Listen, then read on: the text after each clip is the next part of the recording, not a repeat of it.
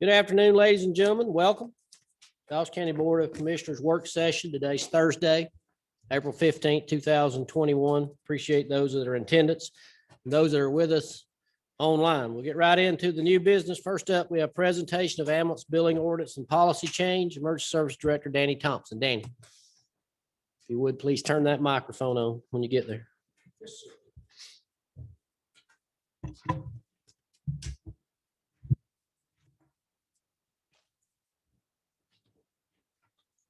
Good afternoon, Mr. Chairman, Commissioners. Today before you, it's kind of several items here.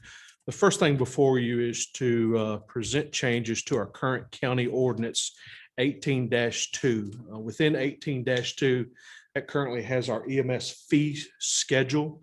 So with that, we're looking to amend the ordinance, which you should have a copy of the amendment to 18-2 to bring this in line with other ordinances by removing that fee schedule out of 18-2. That's really the only thing that is in there whatsoever. And then the second part to this will be to have a resolution from the board to establish those EMS fees in a resolution. Also inside of that resolution that you have is Exhibit A. Inside of Exhibit A is a new proposed fee schedule as well inside of it. Figured we'd go ahead and knock it all out while we were here at one time so we keep the train and the railroad going. But anyway, so that's kind of where we're at with the fee schedule. And really the fee schedule inside of Exhibit A, the last time I can find that this was revisited was about 2017. And this will help bring us in line with other surrounding jurisdictions and their current EMS billing rates, and also to accurately reflect what the private insurance companies, Medicare and Medicaid, are paying for. Once obviously the board approves the resolution along with the Exhibit A fee schedule, then we will have to turn around and amend our current EMS billing contract to accurately reflect those. And then when we looked at the contract, there was a few little minor errors. I highlighted them in that ambulance billing. I think really when you move to Section 4 of the ambulance billing, that's where the fee schedule is inside there. And then there was a few other little minor changes that just needed to be cleaned up and everything. So with that, I'll try to answer any questions that you may have. I'll try to keep it short and sweet. Questions for Chief Thompson?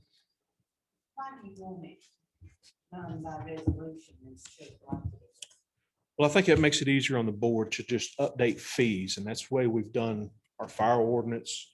And a lot of that stuff is we've kind of removed the fee schedule out from the ordinance to give the board a little bit easier time to do it by resolution and adopt a new fee schedule. And just elaborate on that, the distinction being that whenever you're going to change an ordinance, you have to go through a public hearing process. And if fees need to be changed or waived, or, I think there were times we've put them on hold. I think in COVID, many counties had fees that got put on hold, and or if you have to increase them for whatever reason, then you can do that by a vote of the board as opposed to going through a public hearing process to amend the full ordinance.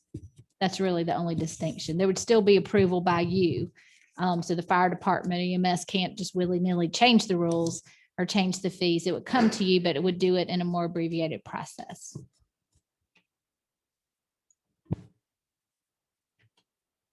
Other questions for Chief Thompson? So looking through it, I see that you lined it up well with Medicare and some of the other private insurance companies in what you're proposing in reference to new fee schedule. Yes, sir. Yes, sir. And like I said, we were definitely in need of some change and updates to our billing and ambulance rates in comparison to surrounding agencies. Other question I'd have for you, I know in the past we had half the base rate for a person who was treated with medications and stuff, but not transported. Was that left in? So actually, yes, actually, it was not in there previously. And then we've added that into this proposal. So if you look, it's actually a $300 treat, but no transport. And that's a very common thing for us is we We have a lot of patients that we go out and we do administer medications to the patients at their personal residence, and sometimes they choose not to go to the hospital. So when we pack up and leave, where there's no way for us to recover those medications and consumables that we've used, this is just a mechanism to allow our billing company to be able to bill and to recoup some of that lost revenue. Is it flat rate? Yeah, Just 300, no matter how much somebody uses. on the treat, no transport, that is a flat rate of 300. And that is pretty consistent with surrounding counties. I think one of the highest, Pickens County charges 350 for a treat and no transport. Several other counties still don't charge anything, but I think it's something that we needed to put in there and go ahead and try to recoup some of our monies. People paying and collections and I think we bill out roughly about 1.5 mil a year for ambulance bills.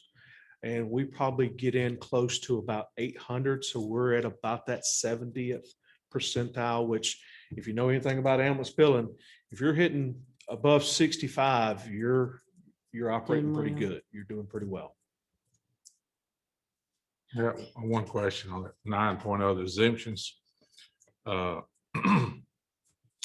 Could we check and see if other jurisdictions, if they're exempting their employees, period? Just some of them, I know it says here just if they're at work. That's correct. So we, Because the only thing about, our bills, our insurance premiums sometimes reflect how much that they have to pay out on us. And if we just write it off, if we take the employee even from home, if they live in the county, I think we ought to exempt it. so there was a lot of discussion about that at 9.0. And in working with the attorneys, Mr. Strickland, who I worked with extensively on this, it is something we actually considered, was if we had a county employee who was transported outside of work, the county employee was at home or whatever, and we transported that employee there. Let's just say that their ambulance bill was $600 and insurance covered $400. The employee was still liable for the $200. And if we just waive that, there was some thought, and I'll let legal weigh in on this one, that maybe this was a perk to the county employee themselves that was not in line with county policies. I was saying like the whole thing off, And so, not the you know, $200, while just the I'm- whole $600 bill. and I'll be the first to say, I have zero problem with writing it off, but I also want to make sure that I follow the letter of the law as that goes. So, that's what the only- did you say other counties? Did you say what other counties do about this? it. No, Do you know? I did not reach out to other counties. Okay, And once I spoke with legal regarding that exemption, I decided at that point that it wasn't in our best interest. are you gonna comment on this, Angie? Well, I think Jeff had that conversation with you, so I don't have the direct knowledge of exactly what you discussed. I mean, I don't know that there's a problem necessarily legal with exempting it. I think it just needs to be stated in the policy if you intend to do that, right? Mhm. Was that the main concern, that it was not stated and it was We just had sort of initially added it in there, unofficial? and Yeah. Jeff recommended removing. Okay, just to be consistent. So I guess that's, and I'll circle back with him. I hate to say circle back anymore. That's a real thing now. I'm sorry. I will confer with him and see, because he's looked at it more in detail. If there was any legal issue with respect to, any of the federal, funding or anything that you have, that could be a problem. That's the only thing I'm kind of have a pause in my mind. Otherwise, it would be a policy decision. So I guess maybe it'd be helpful for some direction for the board. If you can do it and it's not a legal issue that presents us a problem with respect to any of our federal reimbursements or state reimbursements or so forth, is that something you'd like to see done to? I would. That might be a good perk. It's a good perk. Yeah, I would go with that, because we're trying to work on a lot of this stuff, make it Well, with benefits. Because and- the flip side of that is as I just to use that same scenario, we use a third-party billing company. So county employee A, who still has $200 left to pay, that's their co-pay portion. Oh, If we send that to Oh. them and they don't pay, we Mhm. have found ourselves turning county employees into collections. And right, wrong, or indifferent, that puts us in a very mhm. tough spot because they perceive it as the fire department, but it's part of our billing Mhm. contract. Policy. That's the reason I'm saying Wow. write the whole thing off. Those just don't write off the balance. I mean, that's, you know, the. Well, insurance would cover some of it that we would receive, right? So we would Correct, want to yes. receive what we would get through insurance, correct? Mhm. What I was Correct. going on the insurance, though, is every time we get a renewal, we first That's thing true. comes up. We're how gonna much pay we that back. How much we paid out, That's how true, much they too. paid out. That's right. So you're suggesting the entirety of the fee, like just not even bill a county employee. Not a county employee.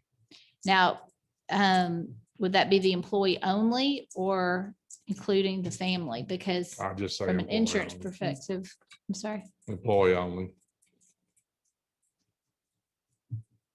So if Now, that's, if we were self-insured, you know, where we covered the family and all that up to a certain amount, I would say, you know, we might look at doing the whole family, but we're not, I don't think we're not as self-insured, are we? Oh, Mm. okay. So I, yeah, well, if that's the will of the board, then let's just see if there's any legal issues. I'll just Yes. make sure that he, there may be something I'm not thinking of. And he may have suggested it more as a matter of, equality and policy and thinking of our insurance. So, and in speaking to Jeff, what he basically considered that is, that's a form of a gratuity. Ah, So in the Oh. county policy, you're in violation of the gratuity because I think it says what? $20. right. Well, Basically, that's if somebody were to buy a police officer or a firefighter a meal or a cup of Mhm. coffee out there, Let's- you're still within the county policy, but when you're looking at several $100s, mhm. what Jeff was basically saying is that could be Concerned that would perceived be as a form gratuity. of a gratuity. So I think the Mhm. way we'd have to approach that is it'd be a county benefit. So just that we put it in our policies as a part of our county benefit program. And then I think it's not a gratuity, if we put it in as it's sort of a part of their package. I'd just like to Um, look at it. Then I think we could consider to do that. Okay. Yeah. But I do think writing it off without a policy, that's a problem, Yeah. so, but if Mhm. it's, they have a benefits package where they have employee only That's health coverage, and then we say, and you get free ambulance service, if, for the employee only, if that's what you're inclined to do, then I think you could do that as part of a benefits package. But just writing it off and forgiving debt, we would be putting it in their package so that it's never debt to be forgiven. So that's Okay. how we'd have to do it. But we'll talk about it a little bit further. And if that's where you want to go with it, then we will see what we can do to make that work. Thank you. Any other questions? Chief Tom. All right, we'll move on. Presentation of request to accept FY 2021 Georgia Trauma Commission EMS Trauma Related Equipment Grant. Danny. Thank you, Mr. Chairman.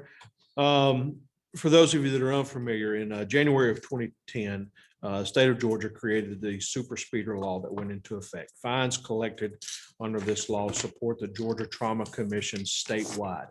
20% of these funds go to various EMS programs across the state. And one of these funds, one of these programs before you is the trauma grant. This year, each licensed EMS service received $787.93 per med unit. We currently have 5 med units. Therefore, we have been awarded $3,939.65 for this year's trauma grant. This is similar to grants in the past. It went down just a little bit from last year from funding. But there is no match for the county. But the approved equipment has to be purchased on the front side. We submit for reimbursement, and then they typically cut a check, sometimes usually end of June, 1st of July, back to us. We had the money in budget to be able to do this, and we will be using the funds this year to update our current computers on the med units to do the patient care reports, and those will be the Surface 3 Pro computers to replace the 3-year-old tough books that are aging and software is getting slower and, data, megabytes, all that other great stuff. You know how it is. I'll answer And you any need a questions. decision tonight. Yes, and this does need to, of course, you gotta love the state. They love to spring it on you and Mhm. everything else. So with that, I do need to try to move that to the voting session tonight, just to get the blessing from you all to go ahead and make the purchase and everything Mhm. and to continue forward. Free money. Fine, fine with me. Y'all Yes, good with moving no that? brainer. Okay. Move it over the railroad. Other questions for Chief Thompson? Thank you, sir. Thank you, sir. Next up, we have presentation of FY 2021 Legacy Link Contract Addendum Number 2. Senior Services Director, Dawn Johnson. Dawn. Good afternoon, Chairman, Commissioners. This is for the FY 2020 year that we're still into, and it is addendum 2 instead of addendum 1. I apologize about that under current information. And it's for $327. And $327 is not a great amount, but it will give us, we'll be able to feed 75 meals with that $327. So Wow. it does add up. And this can be approved at the next meeting. That is fine, Chairman. Okay. Questions for Dawn? Okay, thank you. Next up, we have presentation of request to use special purpose local option sales tax 6 overage funds, Park and Recreation Director, Matt Payne. Matt. Thank you, Mr. Chairman and Commissioners. Thank you for allowing me to come speak to you again on behalf of the Recreation Department. So I appreciate that. Today, I'm coming to seek your attention to the request to allow the Recreation Department to proceed with some of our projects from SPLOST 6. As you know, SPLOST 6 just completed. We've already voted on and passed SPLOST 7. But we do have some available revenues left over from the SPLOST 6. Now, as you also probably know, some of the projects that we had intended on doing for the Recreation Department, I don't want to say got put on the back burner, but we kind of slid to the side a little bit. So some other very important projects could get done. And we're just hoping to be able to put some of that back into the Recreation Department now. We do have available, but with that, we do have the available revenue that has been collected over what we anticipated collecting. The request is being sought to allow the Recreation Department to establish a set amount that is to not exceed roughly 1.6 million to execute these projects. Now, some of these projects are going to include, now the biggest one, of course, is some turf fields. Out of $1.6 million, 1.2 of that would go towards the turfing of the soccer fields at Rock Creek Park. And the rest of those is about 400,000 then left over from that.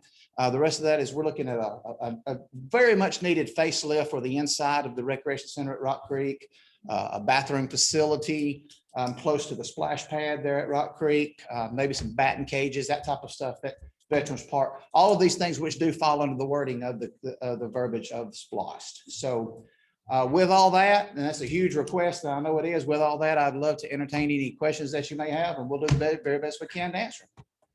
Questions for Matt? Matt, how many fields at Rock Creek? Is that 2 fields or We'll be 3? turfing 2 of those fields. I assume that would be done after this burn project. Yes, ma'am. That is on the calendar. That is to be done any day now, to be honest. That should be Is done it? any day Is it? now. That's why I'm going ahead with this, because I want to go ahead and as soon as that berm is done, I would love to have a shovel digging on some turf projects as well. And what about sinkholes? I read something in the key indicator reports. What is going on? We did discover this is off subject. Well, I get off the No, subject. that's I okay. can't help That's all right. There is a sinkhole that has appeared beside the rec center at Rock Creek. And before Mr. McKee left, and now with Brian, we was able to get Mr. Townley over to come in, run the camera down, and just a massive pipe has just came loose. And we're having to do a pretty extensive repair right there to correct that problem. But, you know, the park's 15, 20 years old. That's actually pretty good. So Other questions for Matt? Years ago, there was that movie Tremors, and I didn't know if we had something coming in down there or not. not that we're That's what aware. I envisioned. Not that we're aware. Okay. Okay.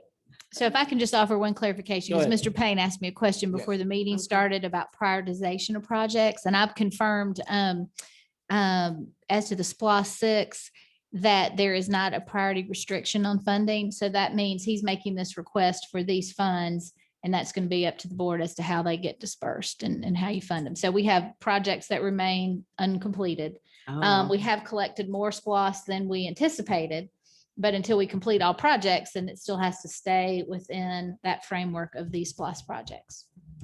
Wonderful. So we'll still go, I mean, I saw that in the key indicator too, that I guess that was one of the future projects. So they'll send out for a design build on those fields. Yes. Yeah. Yes, yes, I would be working directly with Melissa Hawk, and we would turn it over to somebody for the entire project to be done. Turnkey, basically, Yeah, yes. design build. Yep. So, yeah, okay. Yes, sir. but you're saying those projects has to be done, have to be finished, Angie, before we can even act on them? No, you can act on this. okay. One of the questions that originally came up is we set the anticipated revenue collection of the SPOS at a certain number, and Vicky, I forgot what 46 million. 46 million. We've collected more than that. And so the Yes. first question was, well, is this excess money that we can do something else with? And what the law says is it's not excess as long as we have projects still that have not been completed. And so this is, These Right. projects were on the list. these projects were on the list. And so we Oh, need to okay. continue to use the money we're coming in. We're just getting more money than we thought, which is a good problem to have, but we need to keep using it for these SPOS designated projects. And at some point, if we've completed every project and we still have money left over, then the law provides for a certain path for those funds. But we're still right in the, in the body of getting done what was on the original SPOS, and we're talking about SPOS 6. It's like we bought the ladder truck, same way, Mhm, same thing. mhm, Okay. It's part of the problem. So this still needs to be voted on. Right? This will have to be. Yeah, okay. Mhm. Any other questions for me? Thank you, sir. Thank you, thank you. Thank you. Next up, we have presentation of board appointment, library board, David Urinal replacing Alan Ferg. Term would be April 2021 through June 2021 and July 2021 through June 2025. So he'd be finishing up a term and starting a new term. Looks like in July, you have his information. He's qualified. The library board has sent his name, has who they'd like to have. Any other information needed there? Okay. We'll move on. Vote on that at the next meeting. Next up, discussion of special tax districts. Commissioner Satterfield. Yes, sir. Thank you, Mr. Chairman. I've had several, and this is not really a tax, and I know we call it a special tax. It's more of a service benefit delivery. I've asked Tony to come from Development Authority. We met with Tony and his team on some, there were private roads in the industrial area, which also can help the industrial area. I want to bring it up for discussion because these private roads in private communities need some work, and I think this homeowners in those subdivisions are willing to step up and pay for it. But they were trying to figure a way to pay for it all, at one time. And they approached us and asked us, could we assess their property or do a special tax or something like that? So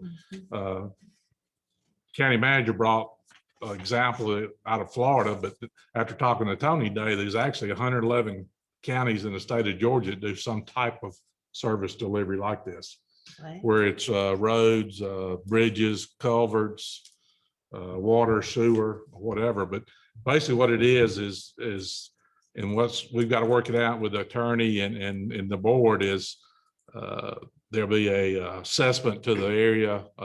Price will be came up with, The fix- quotes, fixed price.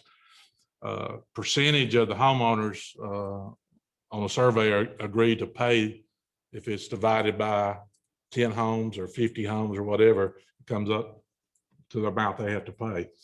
Some areas go with 75% of the homeowners, some of them go with 90%, some of them go with 100%.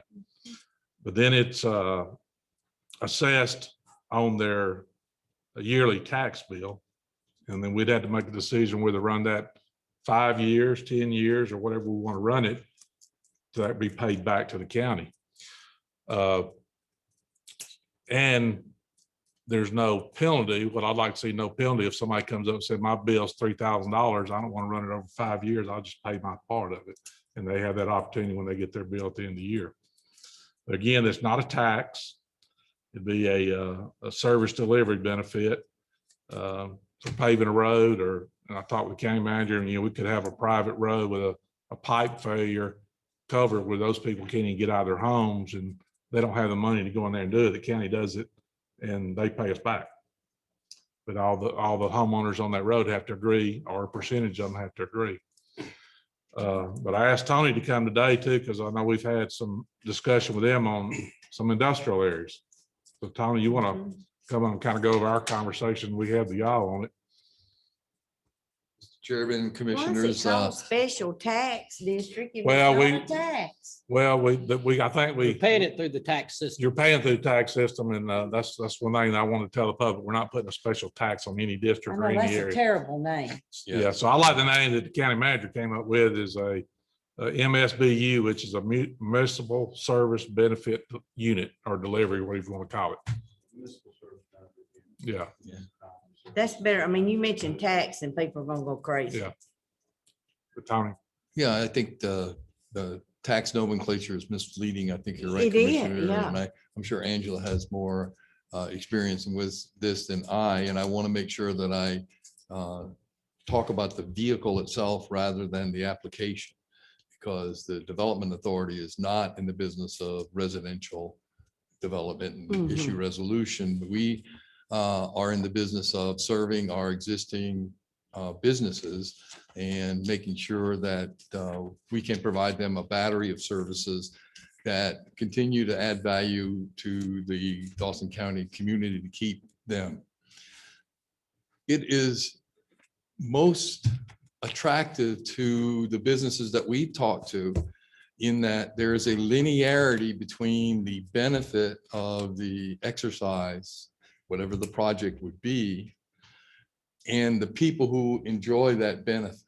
So that in the whole will find a majority. If you sit down and talk to them, there'll be a majority. But to Commissioner Satterfield's point is that it takes a majority, whatever you all decide that percentage of the interested parties to be, or affected parties to be, the majority has to agree before you move forward.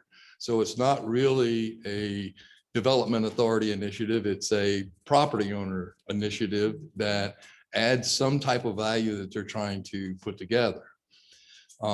It's very, as far as tested, I always like to research the background and the utility of it. And the utility of this is being used in a number of counties, as he said, vast majority of the counties in Florida.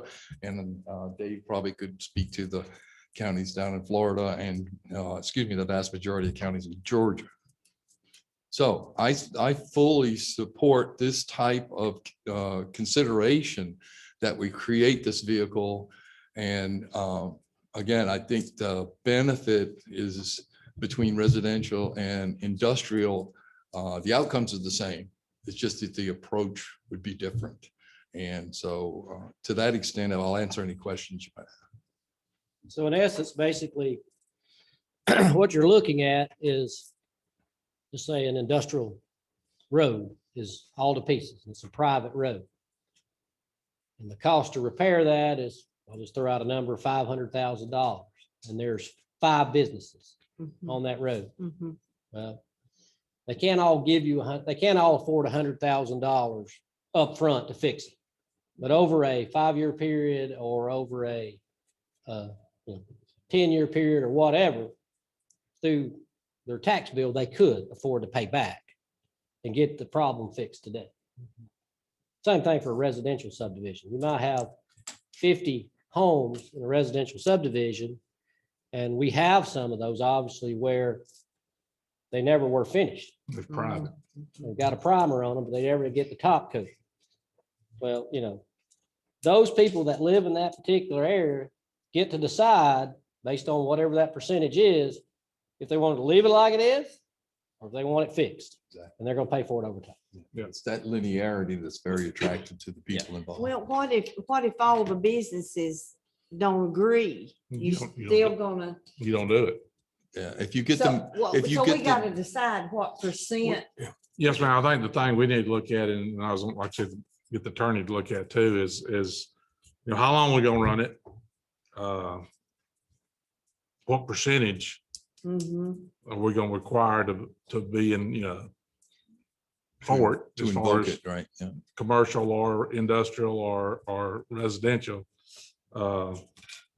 We've talked and we did meet with the tax commissioner, Nicole. She said she had researched it with other counties doing it. The program to put in her computer was about $1,500 to have that piece in the computer that you just put that in there at that property and it would assess it Mhm. and send that on the bill. No penalties if they want to pay it off. And I'd like to see that. Some of them say, well, I'll go ahead and just pay my part now. Yeah. But the main thing is how long we want to run it, What percentage? what percentage. If you look at that handout that you got, that one, this one, I guess wherever this is 66.66. And then I've seen 75%. As Tim said, I've seen 80%. So there's different percentages. I guess the goal is to fix the problem and not let just one person keep everybody from getting something fixed. Mhm. And that's the percentage part of it. Okay. There's no finance charge or anything either, right? Finance charge. A finance charge, like it's just, if it's $500,000 and it's 10 years. Some of it's them, divided. some of them have had a administrative fee or Yeah, a that's percentage common. of. It's part of, interest whatever, free. whatever it's costing us to do it, would Right. be what they pay back. Yeah. Yeah, it's interest free Right. to the people who pay it. But there is some administration fee that is common to set it up. And as you said, the tax commissioner's staff has to do a bit of work and keeping and tracking it and that stuff. So that it's a nominal fee, but it's certainly an attractive way for a community that has a goal that they need to accomplish, whether it's an industrial community or a residential. So if you use it, you got the opportunity to pay for it. That's right. Is that what you're saying? And if Yeah. I don't use it, You you're not don't gonna pay. mess with me. Well, if you're looking for If I'm not down here, way to you- frame it, you can say it's a pay to play type of Yeah. arrangement, which is common Yeah. in business. And we've had, And like I that said, I've sounds had fair. several subdivisions approach me that's private and then Have you- just, and then industrial area too, that I think Yeah, majority of We the. we did it in a subdivision that I lived in, Sandy Springs, that we needed to improve our lighting. Mhm. And this was a way for us to fund that. David, you got something? No, I was just gonna add to that. That's why I refer to it as a benefit unit. It's only assessed to those people that have been Benefit. identified Mhm. within that unit that are gonna benefit from that improvement. Right. So you wouldn't have to. I mean, I think that's, how fair can you get? I think that's fair. I think we just changed municipal being that represents city to county. Yeah. Change that word municipal to county service benefit unit. Yeah, I agree. There are probably 11 titles for this that I can talk to you about. Oh, really? And out of the ones that I've seen, only one of them have the word TAX in it. Yeah, we don't. Even when you get reading into the thing I put in, Kristen put in everybody's package, I mean, it says, it's not a tax. And But if you name it a tax. I know. that was bad. Nobody's, you go say, it's called special tax, but it's not a tax. Like, well, why you name it that, That was my bad, Sharon. Huh? That was my bad. That's how I put it in the, Oh, okay. There's a lot of ways to call it, yeah, but it benefits a Thank you, specific Tony. group. that's all I got. Huh? I'd like to, like I said, if we can get the attorney to do some research on that and get back with us and let the board think about the different options and percentages and how many years and things like that, right? And do you have a particularly defined area already, or just want to kind of Yeah, set up we a have some that's already program? approaching us. Mhm. But it would be a product then you could offer to whomever. So we just really want to come up with the program. program. Okay. Yes, thank Is you. that supposed to be in our, we're supposed to have some information? That's right. Right, where? Well, all these papers, okay, all right. I need to do some housekeeping. Thank you. Excellent. Thank you, Tim. County manager report. David?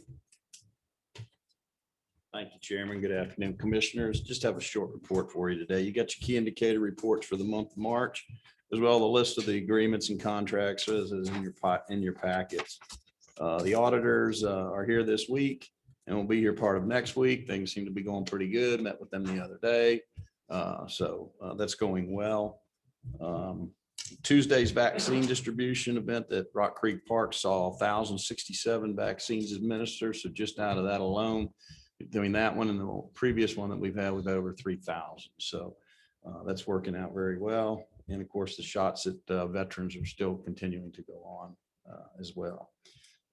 As you were made aware yesterday morning, Kane Road, and this is just an update for you. I know that Commissioner Fawcett I know. I'm have been a telling part you. of that. Maybe some of the other ones, commissioners have been approached as well, but yesterday morning, Kane Road was shut down from the halfway point all the way to Crane Road for a pipe failure and replacement. Repairs are being made and the road is expected to reopen tomorrow evening.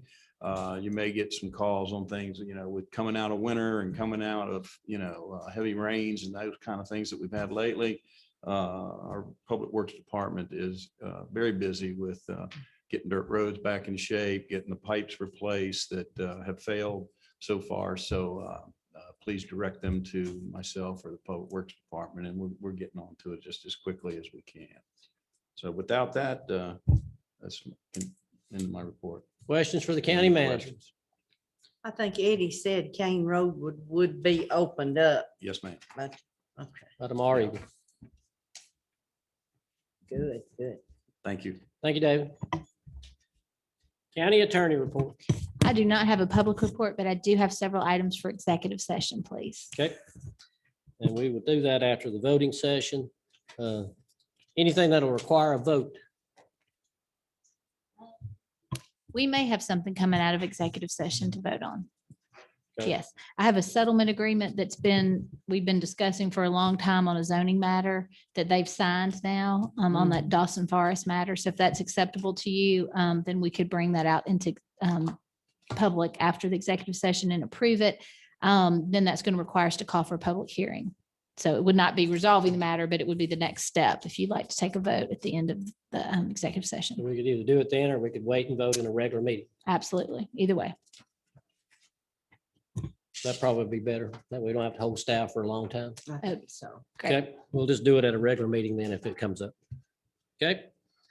All right, so that's all we have in reference to our work session. We'll take a few minute break and we'll move right into our voting session. We appreciate those of you that are here with us today and those that are with us online. And we encourage you to stay with us for our voting session. We'll take a few minutes and we'll be back. Thank you.